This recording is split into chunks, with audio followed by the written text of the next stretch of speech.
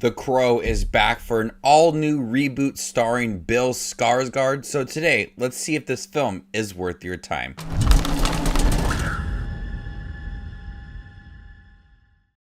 Hey everybody, my name is Justin here. I try to watch everything that hits theaters and on streaming services. If you guys are like me, go ahead and hit that subscribe button down below and click that bell notification for more up and coming content. Soulmates Eric and Shelly are brutally murdered when demons of her dark past catch up with them. Given the chance to save his true love by sacrificing himself, Eric returns to seek bloody revenge against the killers, traversing the worlds of the living and the dead to put the wrong things right. I've seen all of the Crow films, and I'm not the biggest fan of the one with Brandon Lee, the first Crow film. I think it's good, but I'm not going to say it's like the best movie ever made. So I really had low expectations going into this film. I really like Bill Skarsgård as an actor though, so there were some hopes that it would be better than the other sequels. Not so much. This film strips away everything that made that first film work so well. It has the same characters, Eric, that Brandon Lee played, now Bill Skarsgård played. It's the same story. It's an adaptation of the comic book and a reboot of the franchise. Everything that worked in that film, the original one, all the gothic vibe to it and the emotions surrounding Eric and his love and trying to save her is absent within this film, as we spend a lot of time in the beginning trying to establish the love between Eric and Shelly, which I did not buy into at all. Between Bill Skarsgård and, is it FKA Twigs? FK Twigs? I'm not sure. Between both of them, there wasn't really a strong connection, which did lead to all of the moments of him trying to kill all the people that killed him and her and trying to bring her back. You didn't feel any sort of emotion or anger coming from Bill Skarsgård. He's a good actor, but he wasn't able to communicate that throughout this film. So as he's going on this journey of trying to find everybody that murdered them and killing them, you have that absent feeling within this film. There's no anger, there's no sadness within this film. It's absent.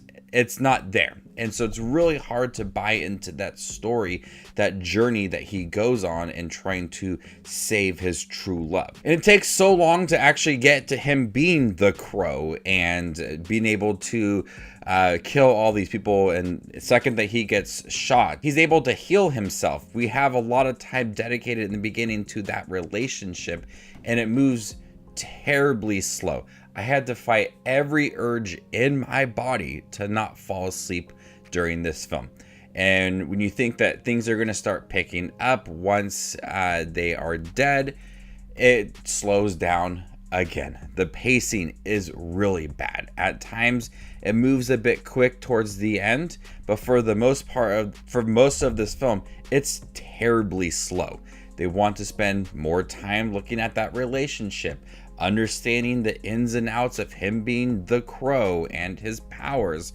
There's nothing really interesting about all of that, and you just want to see some of the action start to come throughout the movie and some movement with the character. And once we do get some of that movement, I was surprised with some of the bloody kills throughout this movie, mostly towards the end of the film. There were a couple that surprised me, and I thought, okay, we're starting to pick up some steam and we're gonna have some fun action, and then it slows down again. And it's just like a roller coaster. It's all over the place. It's slow, it's quick, it's slow again, and it just doesn't know how to move that pacing and have a story that feels very coherent. The dialogue too, especially for Bill Skarsgård, it's very, very simple. There's not a lot of chance to have conversations. It's very direct. He asks a question, he gets his answer, that is it. There's no room to build off of these lines written for his character. It's very simple, and you don't have a chance to connect with other characters. Even when he's with Shelly, it's very simple dialogue. There's not any room for conversations between the characters. You don't feel any growth for the conversations. It just ends very quickly. With the dialogue, you're not able to know a lot of these characters. The film starts to take on a lot towards the end, and there's really no gradual build-up towards our character played by Danny Huston. He has like some reveal at the end. There was no buildup or anticipation for all of that, and it was fairly weak at the end.